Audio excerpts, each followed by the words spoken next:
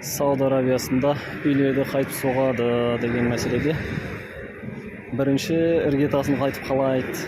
Соны көрсетсек, мынау қызықтау нәрсе болып тұрған бұл Сауд Арабиясының үй соғуындағы ерекшелік технологиясы ғой. Мынау кәдімгі бассейн, мынау негізінде бар бассейн. Бұлар суды сақтайды осындай неде.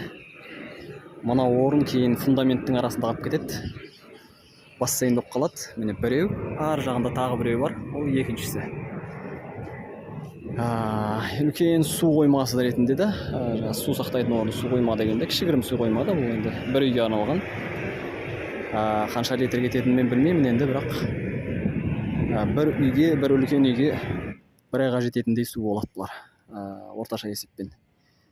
Бұлар жаңағы автономный өмір сүріп үйреніп қалған халық.